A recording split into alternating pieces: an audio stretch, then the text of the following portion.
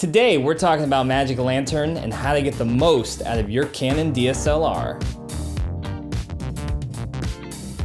Hello, internet world, it's Corey with Real Filmmaking.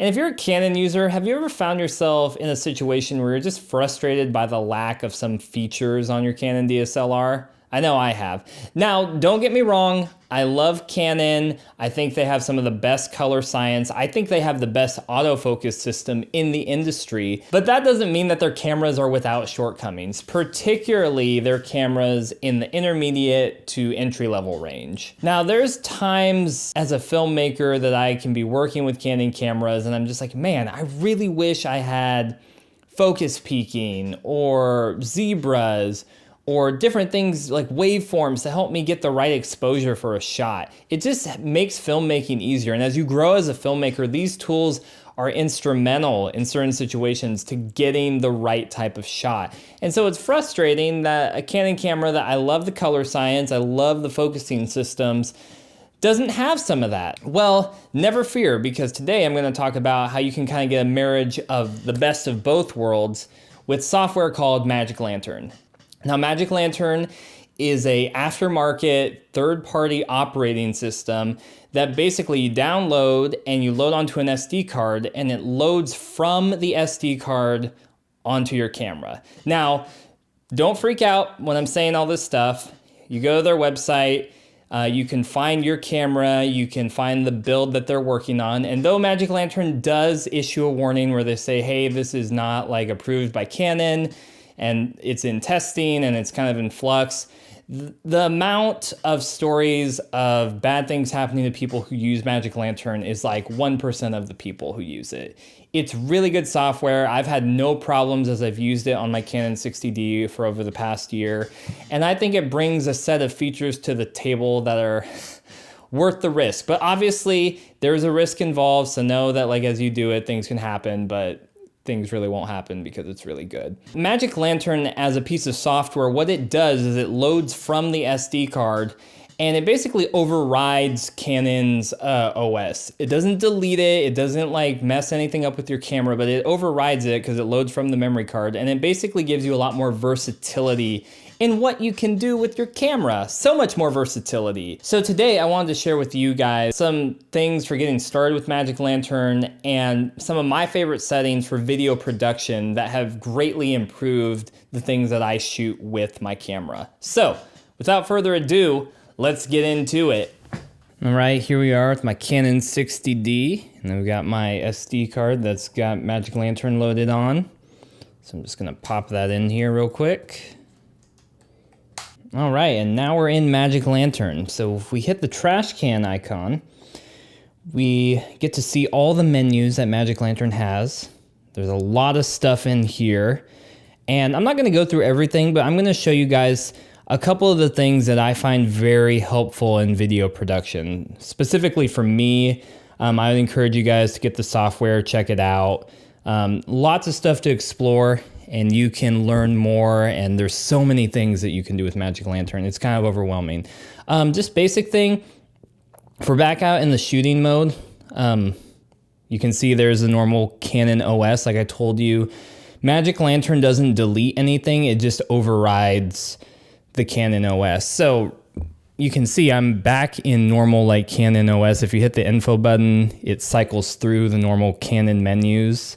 You know, you see the stuff, but then if you keep hitting info, you get the Magic Lantern OS screen. So that's kind of handy, you know, if there's some Canon features you want to take use of, but after you see Magic Lantern, you're going to be like, why would I want to go back? So anyway, let's get into it. We'll start with audio. So audio is really important with DSLR cameras. The mics that are built into them suck. They're just not good.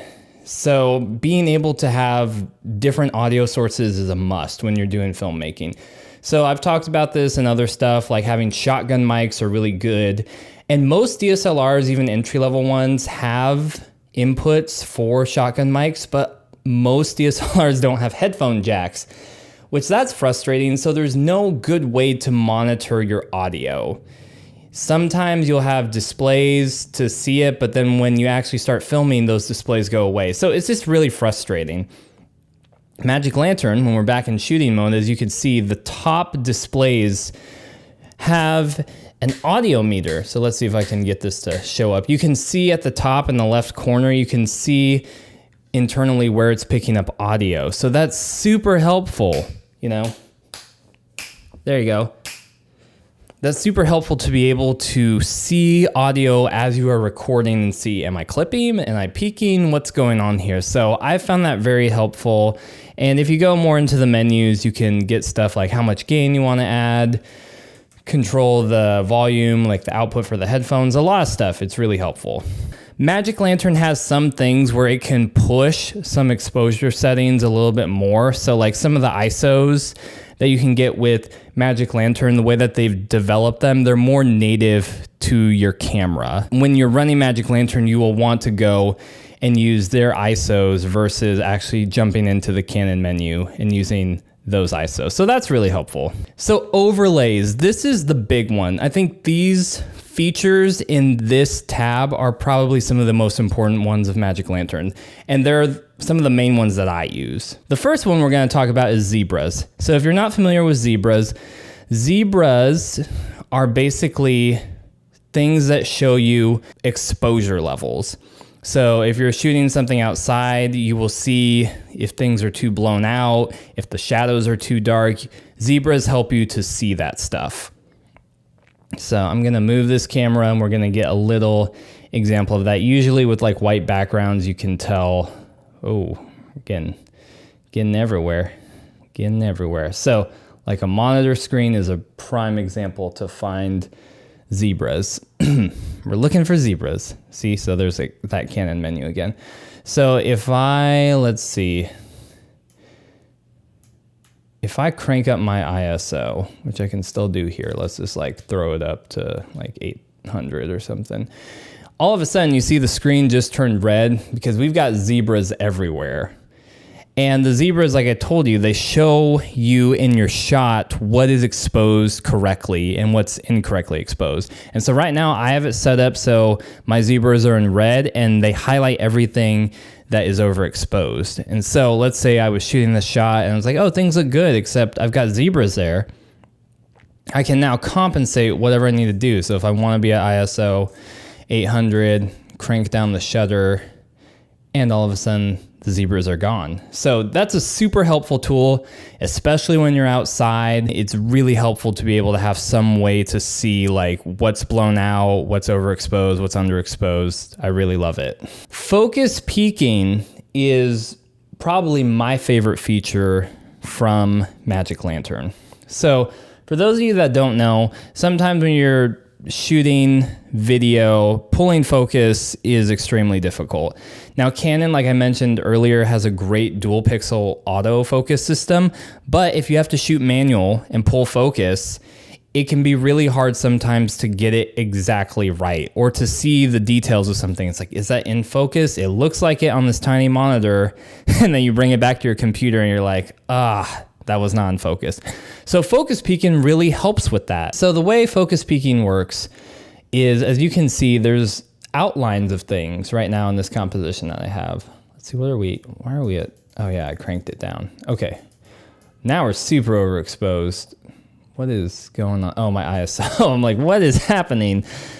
Okay, so focus peaking works by outlining things that are in focus and things that are not in focus. So if you're in Magic Lantern right here, you can hit the Q and it can show you the different parameters of what you want. So right now I have mine set to balance. You can set fine details and it has a little description that tells you things, or you could set strong edges. So usually I leave mine unbalanced. It gives me a good in between if I'm shooting people. Like it helps to make sure they're in focus and eyes and stuff.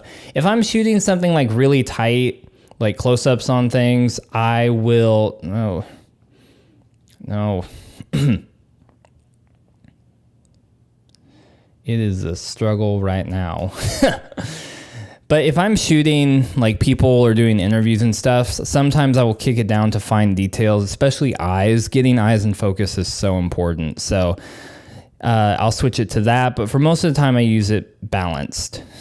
And so we're back here and we can see that as I move the focus ring, different things come into focus. So right now, the audio interface is in focus and you can see it. I have my outline set to like a red focus peaking, and so you can see exactly, and now I move focus more back to the bookcase. So you can see like that book, the spine of the book is in focus.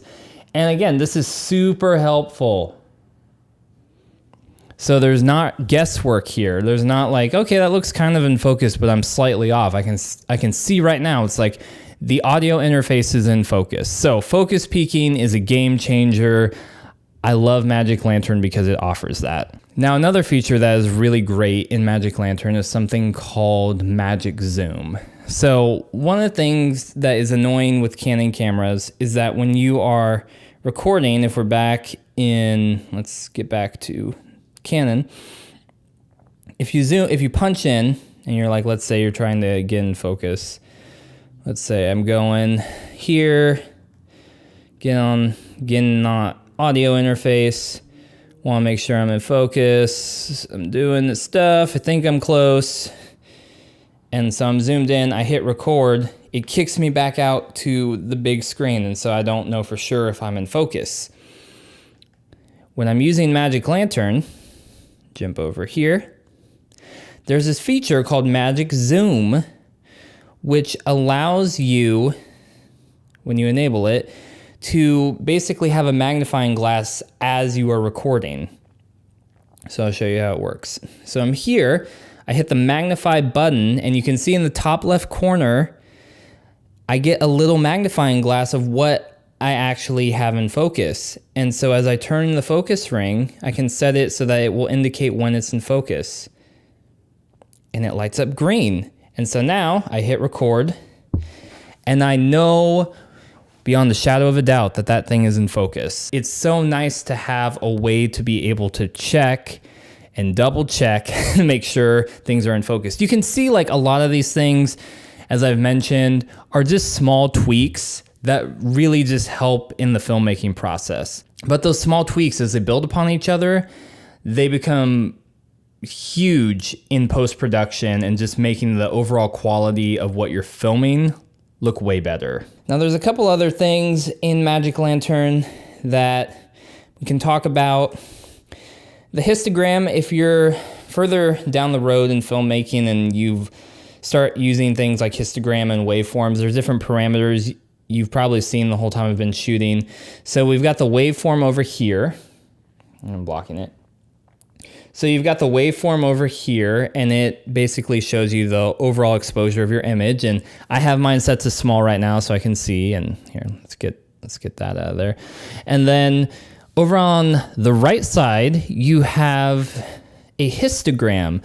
So if you've done anything with color correction and exposure and things like that, you'll know what a histogram is, and it basically shows you the values of colors that you have in your shot, where the highlights and the shadows and all those different things, where they're sitting in your overall image. Both of these meters can be really helpful, again, when you are exposing and you're having to like run and gun and you don't have time to check everything. So with that, there's a lot of other stuff within Magic Lantern that I would encourage you to look into. There's more things like vector scopes and false colors, and there's a lot of cool stuff with focusing, and like there's a follow focus thing you can set up in here. There's an intervalometer if you want to do time lapses.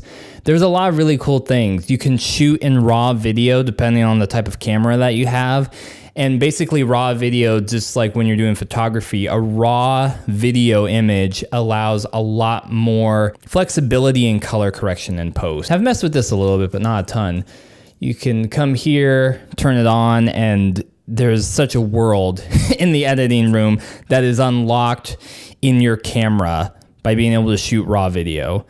And that's just a really cool thing. It just ups the quality of your filmmaking. Yeah, guys, so that's Magic Lantern. I hope this video has been helpful and just kind of orienting you to some settings and some different tools within the program that you can use to just up your video production.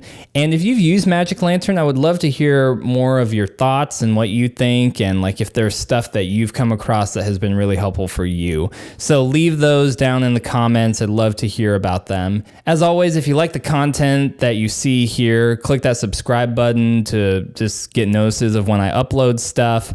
I appreciate you all so much. If you like this video, give it a thumbs up. And until next time, get out there and keep making movies.